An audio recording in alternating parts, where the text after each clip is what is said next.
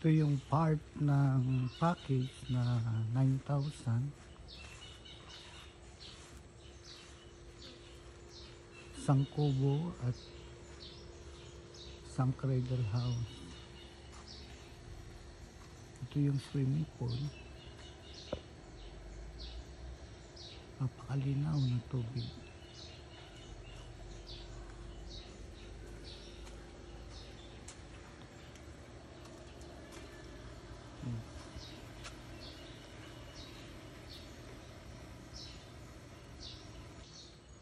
So ito yung cradle house.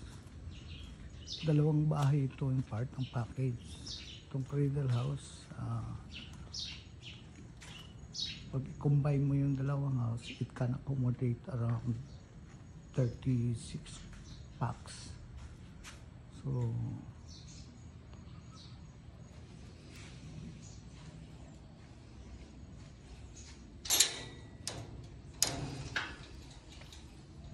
merong video okay, part of the package, free na to. Meron ding refrigerator. So we have several tables here.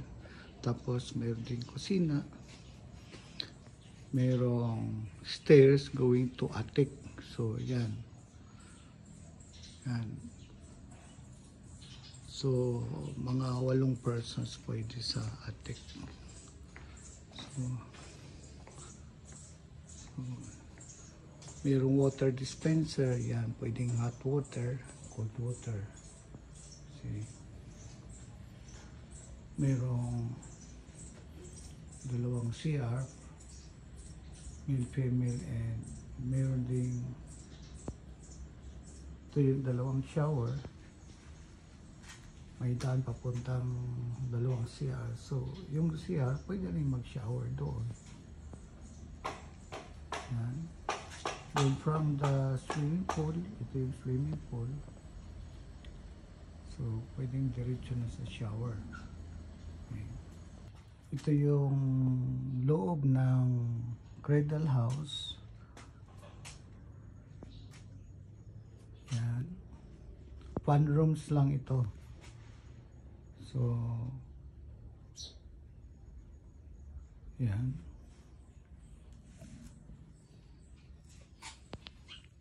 Yan. Okay.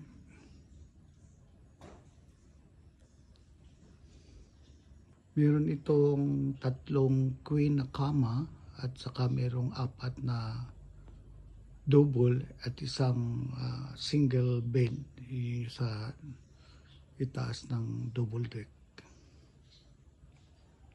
Yung kubo, so meron siyang sala rito. Then merong 4 na kwarto to. Bawat kwarto ay merong king size bed.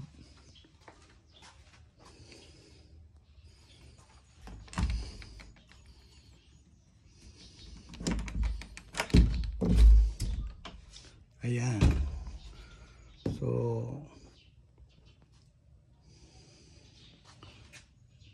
good for family itong rooms na to. King size bed. So, pwede ritong 4 katao. Yung kabilang kwarto, ganon din.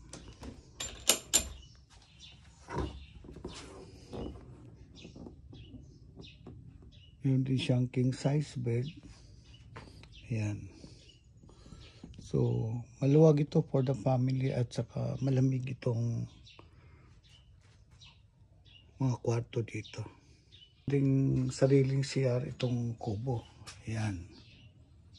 Ayan. So, maliban doon sa 2 CR sa cradle house, meron din itong sariling para malapit dito sa kubo. Merong mga guests na nagre-request ng aircon rooms. So, meron din to. To accommodate yung mga medyo maselan at gusto nilang tahimik na lugar. So, away from dito sa cradle house kasi meron siyang video okay. So yung iba na may mga dalang maliliit pa na anak, mga baby, so gusto nila yung tahimik na lugar. So kumukuha sila ng aircon rooms doon sa kabila. So away from noise. Puntahan natin. Ito yung house sa kabilang side. Pagpasok nyo sa gate, left side siya. So mayroon ditong isang bahay na mayroong 3 kwarto, 2 couples room at isang family room. Ito yung unang couples room. Pwede rito yung mga mag-partner. Yan. See? Yung mga bagong kasal na gustong separate from others para may privacy sila, pwede sila rito. Ayan. So, couples room 2. So, may sariling CR. Okay. Ito yun. So, maluwag ito para sa couple. Ayan. So, papakita ko rin yung isa pang couples room. Okay.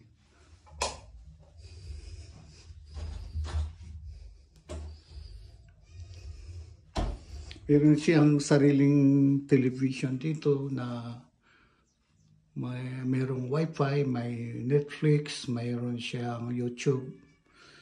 So, yan. Yan. So, punta tayo sa pangalawang. Ito ngayon ang pangalawang couples room. So, silipin natin.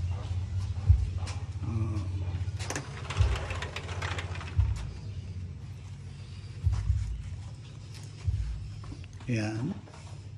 So, dahil sa kabila, ito'y maluwag din. So, family, pwede rin dito. Partner and pwedeng pagkasya, hindi maluwag yung kama. Kahit 2 bata and mag-asawa. Mayroon din itong sariling television. By the way, yung mga lahat ng aircon rooms, mayroon siyang provided television na may wifi. So, yan. Yan yung papuntang CR. So, mayroong salamin dito. Ayan. So, ito yung CR and shower room. Yan. So, ito, bago pa to. Punta naman tayo ngayon sa family room. So, ito naman yung family room. Okay guys, tingnan natin. So sa family room, meron siyang dining table dito. Yeah. And then ito yung pinto papuntang CR. Meron siyang microwave. Dito meron din siyang hot and cold water para sa gustong mag-request. And ito yung cabinet, and ito yung kanyang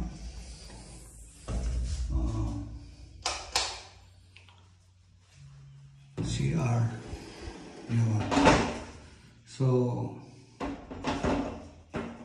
malinis at bago pa ng mga CR niya. Lahat ng aircon rooms natin may provided na tissue. Meron ding shampoo and sabon. Ayan. Okay, so spacious tong mga kwarto sa aircon rooms natin. Naman tayo ngayon sa family room. Ito yung kwarto niya. So, ayan. Dalawang queen size bed to. Ayan. Ayan. Ito yung television niya. Mayroon siyang salamin. And then mapapansin nyo, mayroon isang pinto pa. Yan ay provision just in case na sometimes yung mga guests gusto nila kunin lahat ito, lahat ng rooms. So, pwede itong, pag kinuha nila, pwede nila itong buksan ang pintong ito para yung kabilang kwarto pwedeng dumaan dito or may access yung kabila dito or itong room na to may access doon sa kabilang kwarto. But kung ito lang ang kukunin ang family room, meron siyang sariling lock dito sa loob na yung kabilang kwarto just in case na may kukuha na ibang guest, hindi sila makakapasok dito. Or ito namang guest dito sa family room, hindi makakapasok sa kabilang kwarto, sa couple's room. So, meron silang kanya-kanyang lock. Okay. Tayong ibang aircon rooms for low budget and maramihan. So, ito yon.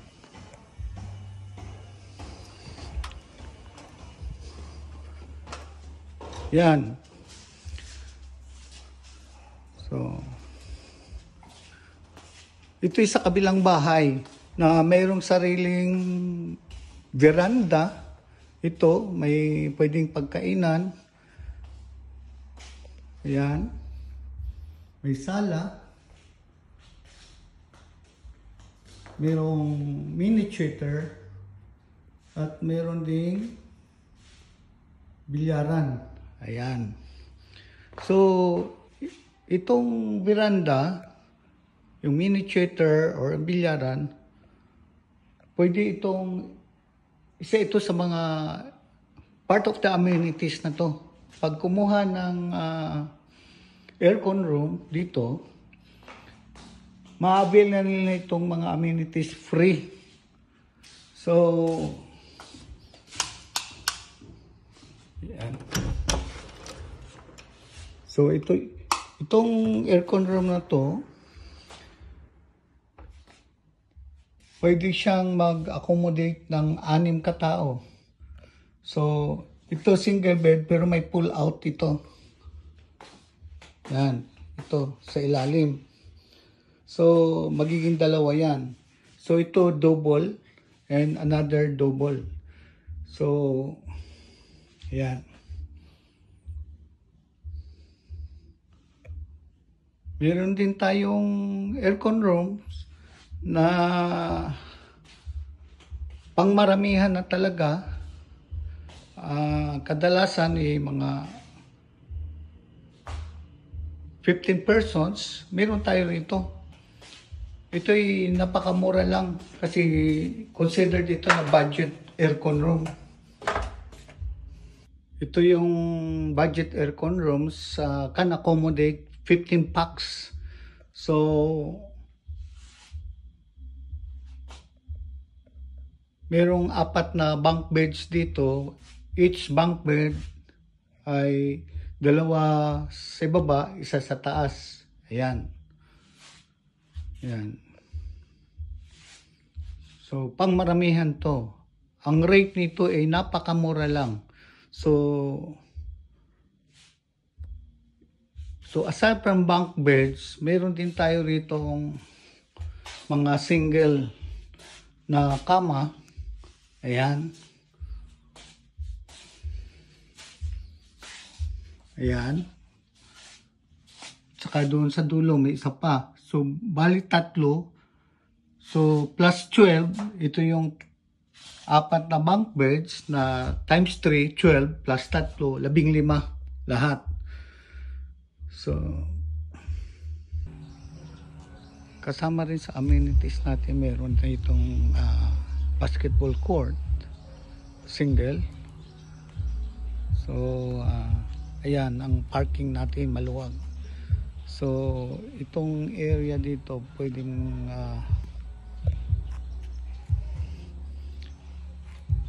more than 20 cars pwedeng i-park dito. Yan. So yan. Ito yung daan papasok. Yan. So dito pa lang ay pwede na mag-park yung iba. Then from the gate, ito yung daan papasok. And then yun yung parking. Maluwag yan. So yung ground dito ay maluwag, so mga bata pwede maglaro dyan. Yan. So safe naman ang lugar na to. So kung interested kayo, pwede nyong kontakin si Miss Mengay at na CP number 0917-526-8269. Thank you po.